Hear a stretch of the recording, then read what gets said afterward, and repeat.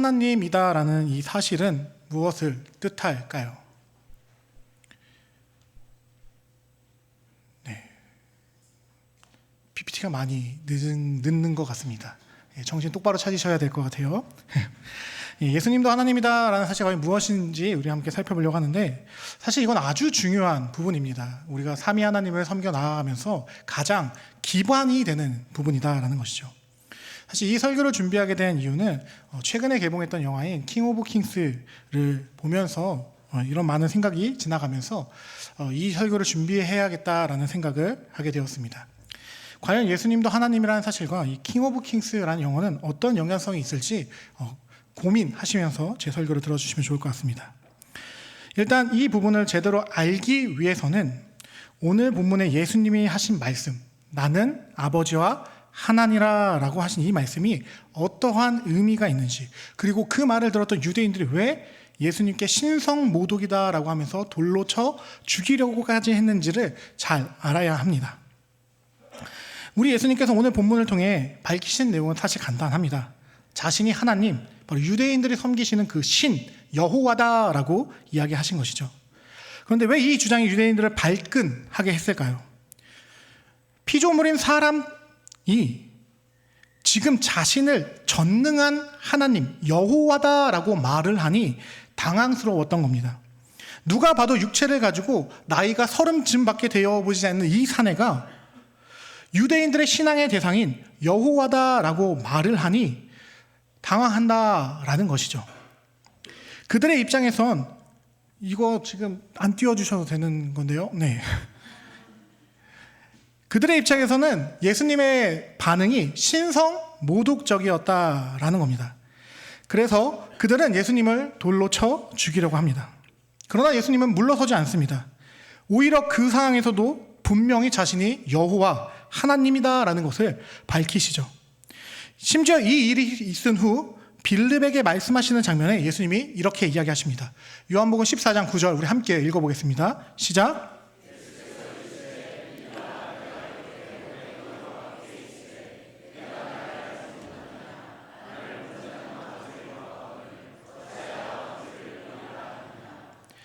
네, 우리 주님은 자신을 본 것이 곧 성부 하나님을 본 것이라고 감추지 않으시고 지금 말씀하십니다.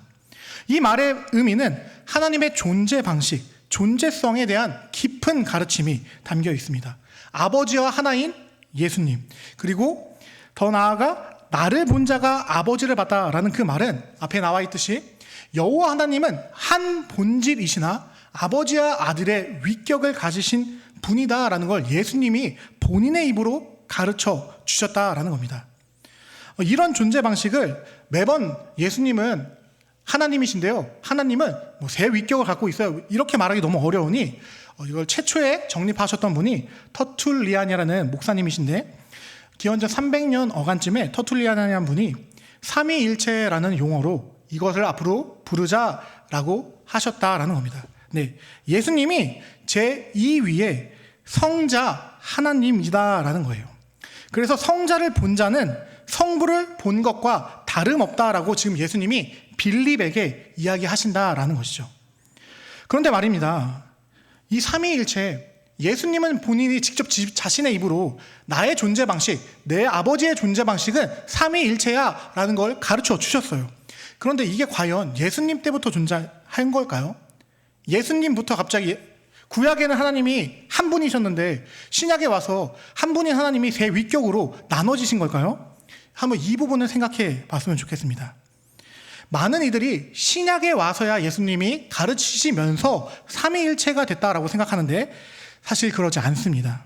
사실 삼위일체적 관점은 구약에서부터 등장한다라는 건데요. 과연 정말일까요?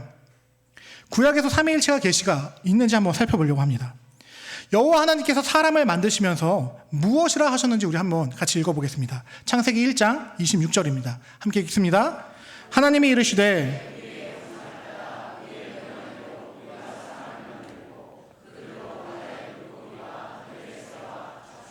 온 땅과 땅에 기는 모든 것을 다스리게 하자 하시고, 네, 하나님께서 사람을 하나님의 형상으로 만들고자 하시는데 이때 사용하는 주어가 복수형인 우리라는 단어입니다. 네, 인간의 창조부터 하나님께서는 자신의 존재가 복수성임을 드러내셨습니다. 인간은 하나님의 형상, 복수 하나님의 형상을 가진 존재다라는 것이죠. 그런데 이상하죠? 우리 하나님 여러분입니까? 한 분, 두 분, 세 분? 우리 이렇게 말하지 않아요. 분명히 성경에서 가르치는 건 우리 하나님은 한 분이시다. 유일성을 강조하고 있습니다. 분명히 한 분 하나님이어야 되는데 왜 여기서 우리라는 표현을 쓰셨을까요? 네, 여기서 말하는 우리란 다른 것이 아닙니다. 일단 우리가 무조건 전제로 가져가야 되는 건 신구약 전체가 말하는 우리 하나님의 유일하신 하나님이다라는 그 사실을 잡고 가야 합니다. 여기서 말하는 우리라는 복수형은 무엇이냐? 바로 삼위일체의 독특성을 표현해 주신 아주 그림자적인 형태로 우리에게 보여주신 방법이다라는 겁니다. 무슨 말인지 이해가 되시죠? 네, 여기서 하나님께서 여기서 말하는 우리의 형상을 따라 만들자라고 말씀하시는 그 포인트가 무엇이냐? 제가 말 안 하면 안 넘겨주셔도 돼요. 네. 우리라는 포인트가 무엇이냐? 성부, 성자, 성령 하나님의 형상을 따라 사람을 만들자라고 이야기했다라는 겁니다. 그런데 더 놀라운 게 이제 띄워주시면 됩니다. 우리가 자주 부르는 이 하나님이라는 대명사 자체에 삼위일체의 신비가 담겨 있다라는 겁니다. 과연 무엇이 담겨 있는지 한번 살펴보겠습니다. 여러분, 하나님을 영어로 하면 뭐가 되죠? 그렇죠? 갓이에요. 자, 다시 묻겠습니다. 그럼 갓을 번역하면 무슨 단어가 되죠? 네, 신입니다. 제가 팝하고 번역한 것도 한번 보여드릴 건데 여기에 갓을 넣으면 신이라는 단어가 뜹니다. 네, 본격적으로 그럼 원어의 의미를 한번 더 보겠습니다. 하나님도 성경의 단어인 히브리어로 과연 무엇이라고 뜻하고 있는지 한번 볼 건데요. 네, 하나님은 히브리어로 엘로힘이라는 단어를 씁니다. 그럼 이제 중요한 것은 아마 이 엘로힘의 뜻일 거예요. 자, 제가 사용하고 있는 성경 프로그램인 로고스에서 제가 엘로힘을 검색한 결과입니다. 잘 커서 안 보이시죠? 엘로힘의 뜻이 무엇이냐? 자세히 보게 되면 로고스의 엘로힘을 검색한 결과에는 신들에게라는 뜻이 등장합니다. 네, 보통 한글로는 하나님으로, 네, 다음 거 넘겨주시면 돼요. 네, 여기 보면은 저 귀퉁이에 하나님께서 하나님을 신들을 이라는 표현이 있죠. 제가 무슨 말 하고 싶은 거냐? 하나님이란 단어는 원래 갓이고 엘로힘이란 단어입니다. 그리고 엘로힘과 갓의 의미는 그냥 신이란 뜻이에요. 우리가 근데 많이들 생각할 때 여러분 하나님의 이름이 뭐라고 생각하시나요? 그게 잘못됐다라는 겁니다. 하나님의 이름은 하나님이 아니에요. 성경에서 하나님의 이름을 뭐라고 가르치시죠? 여호와라고 가르치십니다. 하나님은 하나님의 이름을 말하는 게 아니라 하나님이라는 존재성을 지칭하는 단어다라는 겁니다. 저는 김철호죠. 김철호는 뭐죠? 인간이에요. 그거예요. 여호와의 존재성이 하나님이다, 신이다라는 뜻입니다. 근데 여기서 제가 왜 이런 얘기를 드리느냐? 아까 봤던 것처럼 신들에게라는 단어가 26번 성경에서 쓰이고 신들은 성경에서 58번 정도 사용됩니다. 네, 이것들을 통해서 우리가 뭘 알 수 있냐? 하나님, 엘로힘이라는 단어에는 단수 신이 아니라 복수 형태의 신들이라는 뜻이 담겨 있다라는 것을 우리가 알 수 있다라는 거예요. 제가 무슨 말씀을 드리고 싶은 거냐? 우리가 사실 하나님을 하나님으로 부를 때 이미 하나님을 향해서 신들이라고 부르고 있다라는 겁니다. 이해가 되시나요? 네, 엘로힘이라는 단어는 신을 지칭하는 단어가 아니에요. 하나님을 단수로 표현하려면 엘이 됩니다. 그래서 이스라엘, 다니엘 할 때 그 엘이 신이란 뜻이에요.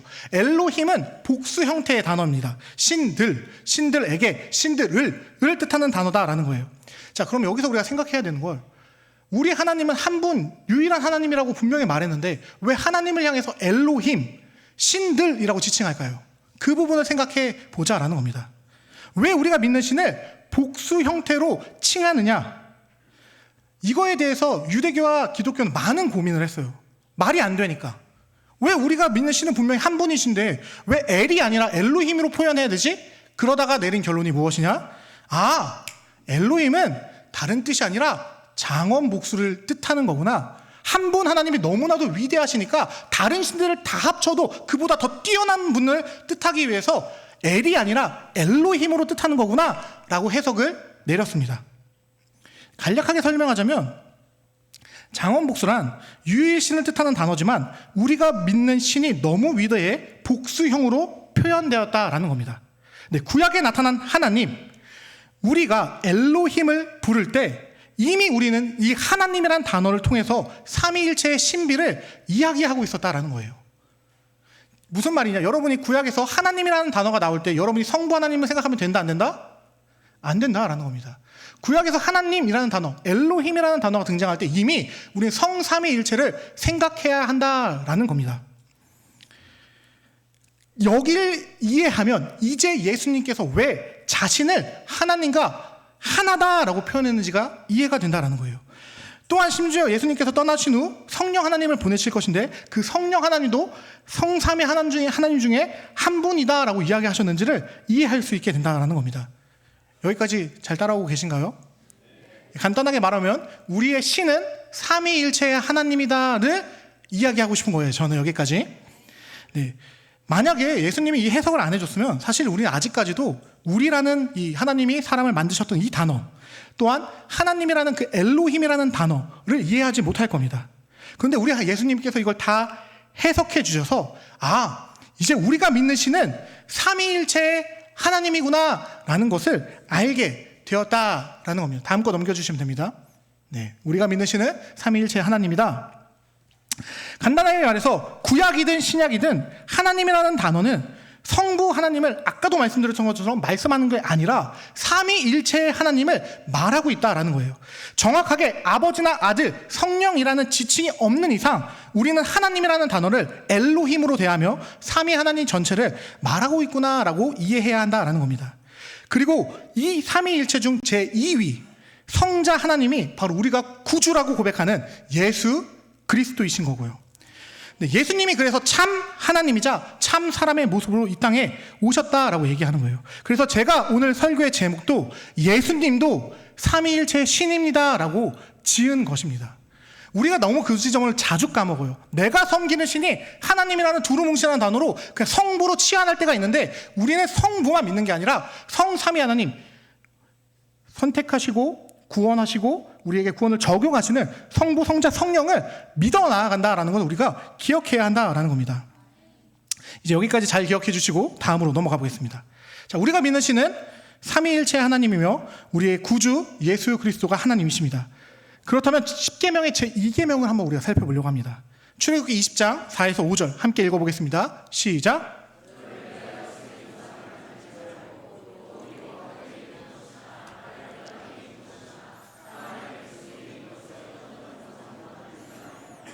그것들에게 절하지 말며 그것들을 섬기지 말라. 나 내 하나님 여호와는 질투하는 하나님인즉 나를 미워하는 자를 죄를 갚되 아버지로부터 아들에게까지 이르게 하려니와. 네, 우리가 믿는 신이 여호와 하나님께서는 어떠한 형상도 만들기 원치 않으십니다. 이 구절만 보면 하나님이 아닌 그냥 우상을 만들지 말라는 거 아닌가? 라고 생각하실 것 같아서 이 구절 뒷부분에 있는 출애굽기 20장 23절 말씀도 가져왔습니다. 함께 읽어볼게요. 시작. 너희는 나를 비겨서 은으로나 금으로나 신상을 만들지 말고. 여기서 하나님께서 뭐라고 하시나요? 자신을 비겨서 은으로나 금으로나 인간을 위해 신상을 만들지 말라라고 이야기하십니다. 여기서 말씀하는 분이 성부입니까? 이 지점 이걸 해석해 드리려고 여태까지 쭉 설명해 온 건데 여기서도 그럼 누구를 얘기하는 거예요? 성삼위일체 하나님의 형상을 만들지 말라라는 가르침을 하나님께서 우리에게 주신다라는 겁니다. 하나님은 하나님의 형상을 만들기 원치 않으십니다. 삼위 전체를 어떠한 형상으로도 만들지 말라라는 명령을 주신다라는 거예요. 네, 빨랐습니다. 아주 좋아요. 우리의 성부, 성자, 성령의 어떠한 형상도 만들어서는 안 됩니다. 좀 더 설명하자면 구약에서 사용되는 여호와라는 단어는 구약 백성들이 여호와의 이름을 망령되이 일컫지 말라라는 계명에 의해 글자를 읽지 않고 여호와라는 단어가 나오면 그를 대신에 아도나이라고 읽었습니다. 근데 이게 왜 중요하냐? 아도나이의 뜻이 나의 주님이라는 뜻이에요. 그리고 이 아도나이라는 단어를 이제 70인역이라고 해서 헬라어로 번역할 때 무엇으로 번역했냐? 히브리어 아도나이를 헬라어로 퀴리오스라고 번역했습니다. 근데 이 퀴리오스를 누가 사용하신 단어인지 아시나요? 예수님이 자기 자신에게 사용하신 단어입니다. 지금 무슨 말씀을 드리고 싶은 거냐? 예수님은 숨김없이 자신이 여호와다라는 것, 내가 아도나이다라는 것을 계속해서 제자들에게 가르쳐 주셨습니다. 예수가 곧 여호와 하나님이며 삼위일체의 신이다라는 겁니다. 제가 어떤 이야기를 드리고 싶은지 이제 뭔가 좀 감이 오시나요?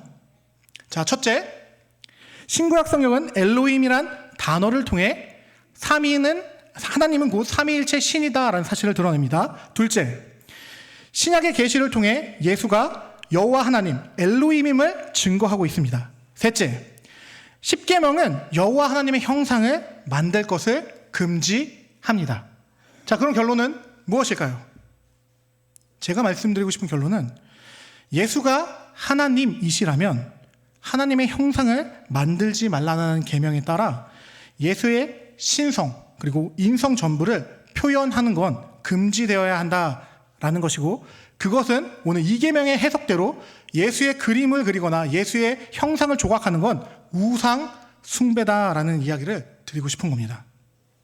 그런데 어떤 분들이 이렇게 주장할 수 있습니다. 우상 숭배라니 너무한 거 아닙니까? 저도 압니다. 우상 숭배를 하려고 그림을 그리거나 예수님을 조각하는 사람은 없을 거예요. 또 어떤 분들은 교육적인 목적으로 예수님의 얼굴 필요한 거 아닙니까? 라고 저에게 주장하실 겁니다. 근데 성경은 이렇게 말합니다. 우린 그럴 의도가 아니었어요 라고 말하는 것이 용서되지 않는다고요. 여러분, 금송아지 사건 아십니까? 다 아시죠? 출애굽기 34장에 나오는 이번 8월 말쯤에 청년부 주간 예배 때 이승우 목사님께서 설교해 주셨습니다. 간략하게만 언급하고 넘어가겠습니다. 핵심은 이스라엘 백성들이 금송아지 우상으로 섬긴 게 아니다라는 겁니다. 아론은 금송아지를 만들고 이렇게 선포합니다. 이스라엘아, 이는 너희를 애굽 땅에서 인도해낸 너희의 신이다. 근데 여기서 신이다라고 쓰인 단어가 무슨 단어인지 아시나요? 엘로힘이에요. 너희를 인도해낸 엘로힘이다. 원래 이 번역으로 제대로 하려면 뭐가 돼야 돼요? 너희를 인도해낸 하나님이다가 되어야 되는 번역이에요. 자, 그 다음에 아예 더 세기를 박는 장면이 나와요. 아론은 이렇게 선포합니다. 이 금송아지가 너희를 애굽에서 인도하신 하나님이다 라고 말한 다음에 출애굽기 32장 5절을 통해 이렇게 말합니다. 함께 읽어보겠습니다. 시작.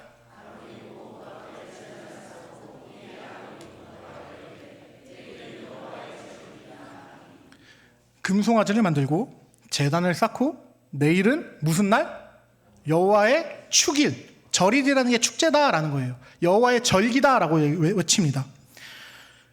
이스라엘은 우상을 숭배하지 않았습니다. 눈앞에 보이지 않는 모세로 인해 두려우니 그들을 인도해낸 하나님을 형상화했다라는 거예요.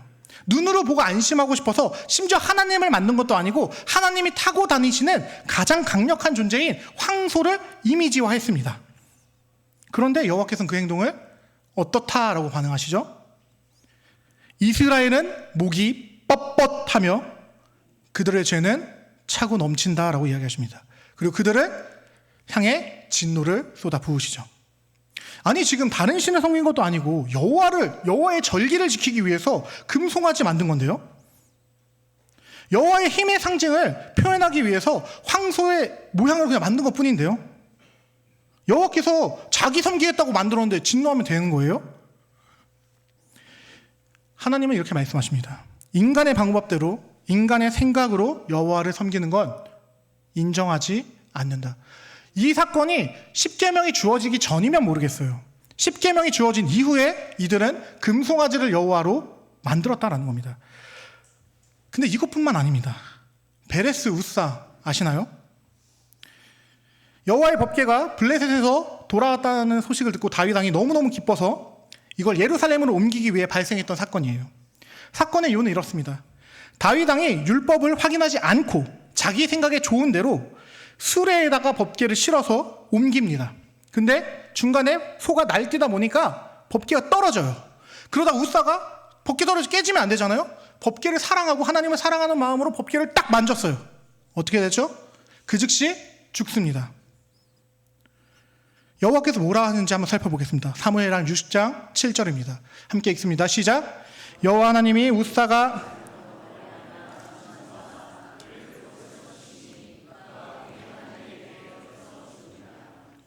여러분 이해가 되십니까? 사실 저는 이 본문을 신대영 가서 배우기 전까지 너무나도 이해가 안 되고 하나님, 내가 아는 하나님은 사랑의 하나님인데 왜 이렇게 하시지? 라는 생각이 강했습니다. 근데 사실 이건 핵심이 너무나도 분명한 사건입니다. 핵심은 법궤를 옮기는 방법 자체가 틀렸다라는 거예요. 다윗의 생각엔 당시의 최고, 왕들만 탈 수 있는 그 수레에다가 법궤, 하나님이 진정한 만왕의 왕이시니 거기다 실는 것이 좋다라고 생각했습니다. 그리고 우사의 생각에는 법궤가 떨어져서 망가지는 것보다 내가 그걸 붙들는 게 더 좋은 것이다 라고 생각해서 그렇게 액션을 취했습니다. 그런데 하나님은 그들을 향해서 뭐라고 말씀하시죠? 잘못함이다 라고 이야기하신다라는 거예요. 여호와께서 원하시는 건 법궤 이동 방법은 무엇입니까? 제사장이 궤에 매어 어깨에 짊어지고 가는 것이 하나님께서 원하시는 방법입니다. 분명히 율법에 계시했는데 다윗 왕은 분명히 율법을 들어볼 수 있는 위치에 있었음에도 그렇게 하지 않고 자기 마음대로 했다라는 겁니다. 우사도 여호와께서 명령하신 명령이 무엇인지 생각하지 않고 본인의 생각함에 옳은 대로 행동했다, 심판받았다라는 거예요. 제가 왜 이 타이밍에 베레스 우사와 금송아지를 말하느냐? 저는 서론에 예수님도 하나님이십니다 라는 제목과 킹 오브 킹스가 연결되어 있다라고 말씀드렸습니다. 저는 이 영화의 내용을 절대 비판하지 않아요. 예수님의 이야기니까 너무 좋겠죠. 그리고 심지어 그 예수님의 이야기를 널리 알리는 건 너무나도 좋은 것입니다.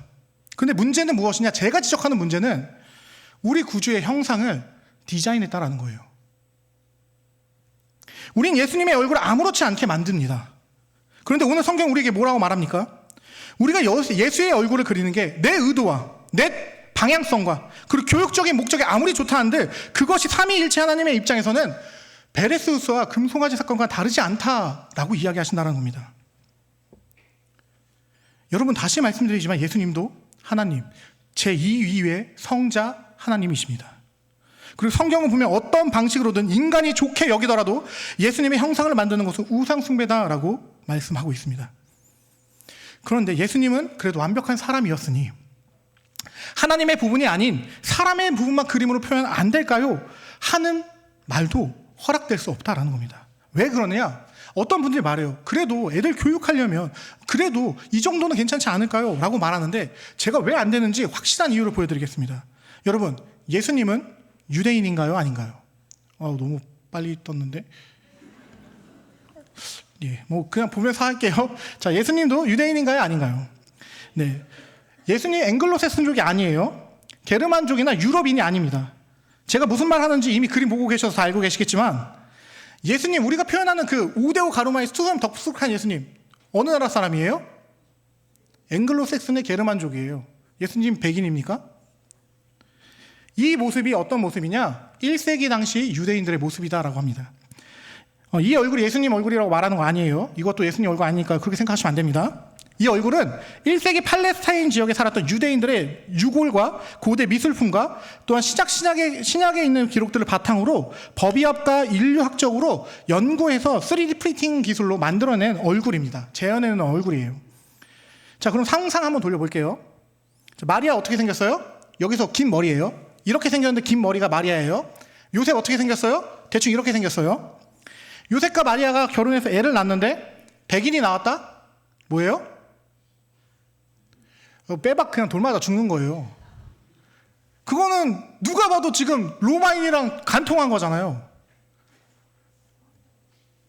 변명이 불가능하다니까요. 곱슬곱슬거리는 거에다 약간 꼬무잡잡 피부가 나와야 되는데 우유 퍼피 뽀얀 피부가 나와.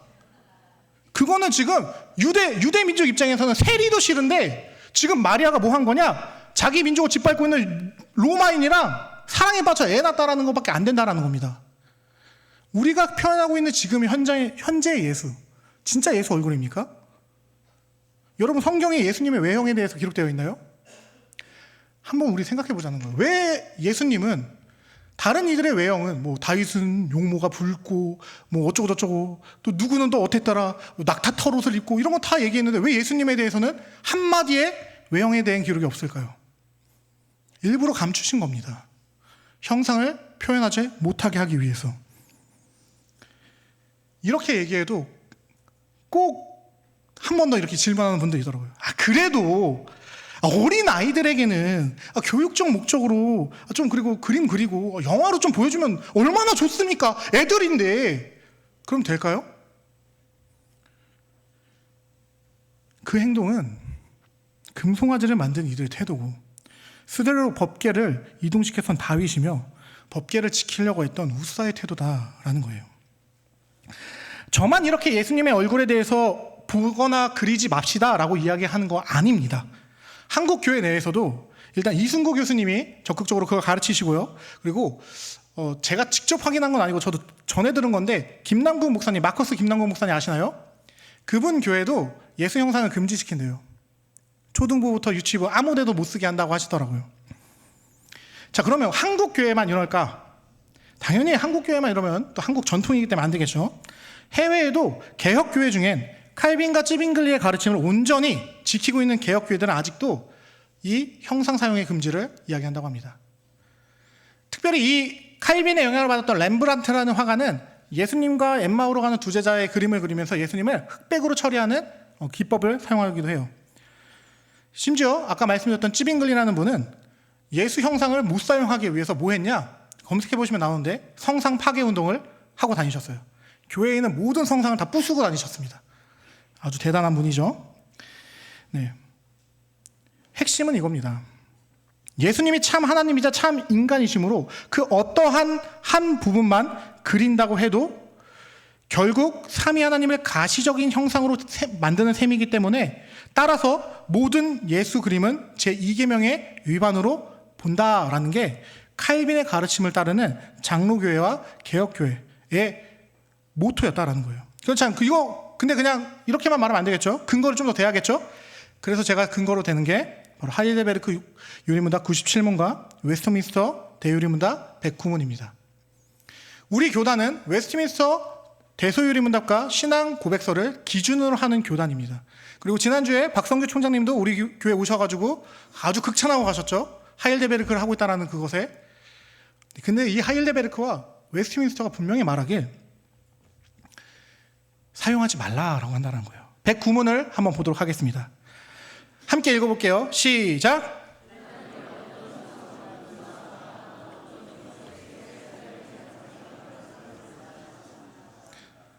이 문답은 예수의 형상조차 예배와 관련된 목적, 즉 교육과 경건과 묵상에 사용하는 그것을 금지한다라고 말합니다. 특히 어린아이들일수록 더더욱 그래야 한다라고 말합니다.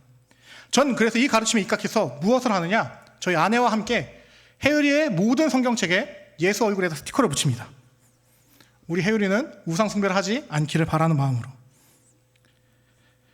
저도 근데 알아요. 누가 사실 킹 오브 킹스 보고 또 누가 뭐 예수 사파 보면서 우리 예수님은 이렇게 생기셨을 거야 이렇게 생각 안 한다는 거 저도 다 아는데, 제가 굳이 이렇게까지 얘기해 드리는 것은 무엇이냐? 세상도 예수 생각하면 5대5 가르마에 턱수염 있는 아저씨 생각한다고요. 근데 성경에서는 예수님은 그렇게 표현 안 한다고요. 명확한 이미지 없는, 오직 말씀대로 우리가 예수를 만났으면 좋겠습니다. 성경은 그런 생각조차 하지 말라고 말합니다. 제 말에 거짓말이 아니다라는 것을 보여드리도록 하겠습니다. 요한복음 20장 29절 말씀 함께 읽어보도록 하겠습니다. 시작!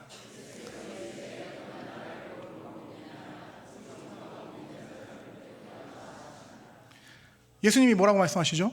너는 나를 본고로 믿네. 물론 이건 도마에게 부활에 대한 이야기를 하시는 건데, 이게 사실 도마에게 부활에 대한 이야기를 하는 것보다 더 중요한 건 앞으로의 믿음의 방식의 변화에 대한 이야기를 하는 겁니다. 너희는 나를 봤지만 앞으로 뒤에 있는 세대 사람들은 나를 보지 못할 것이다. 그런데 그들의 믿음, 보지 않고 믿는 그들의 믿음이 더욱더 복된 거야. 도마야, 너도 그러니까 굳이 보려고 하지 말고 보지 않고 믿는 믿음. 그래서 히브리서가 뭐라고 말합니까? 믿음은 보이지 않는 것들의 증거요, 바라는 것들의 실상이다 라고 이야기하는 거잖아요. 성경은 일관되게 말합니다. 하나님을 보려고 하지 마라. 예수님을 보려고 하지 마라. 말씀에서 예수님을 만나라. 우리 교단에 왜 십자가를 없앴습니까? 십자가를 붙들고 우상 숭배를 하는 사람들이 있으니까 십자가가 마저 없앤 게 우리 교단입니다. 그런데 왜 우리는 아주 대놓고 예수, 가장 중요한 그분의 형상을 만들어 놓고 이게 예수님이 거야 라고 생각하며 나아가냐는 거예요. 저는 여러분이 하나님 보시기에 아름다운 자녀들이 됐으면 좋겠습니다. 하나님 보시기에 하나님 마음에 흡족한 자녀들이 됐으면 좋겠습니다. 하나님이 원하시는 방식대로 하나님을 섬겨 나아가시는 여러분이 되길 원합니다. 여러분이 예수님의 형상 본다고 하나님이 여러분을 버리지 않아요. 하나님이 여러분이 킹 오브 킹스 영화 본다고 해서 이 자식 킹 오브 킹스를 봤어? 이러지 않으신다고요. 왜냐? 어차피 여러분들이 그 모든 죄를 예수님께서 대신 담당하셨으니까요. 여러분이 그 죄 지을 것까지 과거, 현재, 미래 모든 죄를 그리스도께서 다 대신하셨기 때문에 우리는 베레스의 우사처럼 그렇게 예수님을 섬겨도 죽지 않는 겁니다. 그런데 언제까지 예수님의 십자가에 못 박는 일을 반복할 거냐라는 거예요. 말씀이 말하는 대로 예수님을 만나는 우리가 되게 간절히 소망합니다. 말씀으로 예수님을 만나고 말씀 안에서 예수님의 숨결을 느끼시며 보이는 말씀, 그래서 우리에게 주신 게 뭐예요? 보이는 말씀인 성례를 통해 예수를 보라라고 얘기하시는 겁니다. 말씀을 맺겠습니다. 어떤 분들은 저의 오늘 설교를 듣고 김초롱 목사는 자기 혼자만 잘났군 이런 생각을 할까 좀 들었습니다. 근데 저도 처음부터 이렇게 고지식한 사람은 아니었습니다. 고지식하다기보다는 예수 형상을 안 사용하는 사람은 아니었어요. 저는 심지어 예수님 캐릭터 중에 아주 좋아하는 캐릭터가 있었어요. 지금도 그 캐릭터를 보면은 좀 캐릭터 제일 잘 그렸다라고 생각하는데 무슨 캐릭터냐? 이 캐릭터입니다. 저는 이 캐릭터를 한 교회에서 3년 내내 유년부 설교 때 사용했어요. 참 귀엽죠? 예. 제가 사역했던 한번 넘겨주세요. 네, 제가 사역했던 유년부에서는 3년 동안 이 캐릭터를 가지고 저는 예수님을 표현했어요. 그런데 성경 공부를 하다 보니 오늘 내용들을 알게 되니 예수님도 하나님이신데 내가 예수님의 형상을 넘겨주세요. 내가 예수님의 형상을 만들어도 되나? 예수님이 사람이셔서 가능한 건가? 그런데 예수님은 유대인인데 서양인 모습으로 하면 가짜 아닌가? 그럼 가짜를 예수님이다라고 말하는 것과 이 모습이 금송아지를 향해 우리를 구원한 여호와다라고 말하는 모습이 뭐가 다른 거지? 라는 결과에 제가 도달했다는 겁니다. 저는 그리고 이걸 깨달은 이거 깨달은 지 얼마 안 됐어요. 이 교회 오기 한 1년 전에 깨달았어요. 저도 신대원 졸업할 쯤에 이거를 깨달은 사람입니다. 얼마 되지 않았으나 여러분에게도 이거를 가르치는 이유는 말씀 안에서 사유하는 우리가 되길 간절히 소망해서 그렇습니다. 말씀이 무엇을 의미하는지를 생각하는 저와 여러분이 되길 소망해서 제가 어쨌든 먼저 된 목사로서 나이는 어릴지라도 내가 먼저 성경의 진리를 발견한 목사로서 이것을 감춰두는 것이 아니라 성도님들과 함께 나눠야겠다라는 생각을 해서 오늘 이렇게 설교를 준비했다라는 겁니다. 저는 우리 오송생명교회가 오직 성경, 전체 성경 위에 한 걸음 한 걸음 나아가는 교회가 되길 원합니다. 한국 교회는 그동안 써왔는데요. 다른 교회는 예수 얼굴 쓰는데요. 다른 교회가 성경이 아니에요. 말씀이 말하는 대로 신앙하는 자가 예수의 제자요, 예수의 증인인 겁니다. 저는 제가 배운 대로 가르치고 그것을 지키게 해야 할 의무가 있습니다.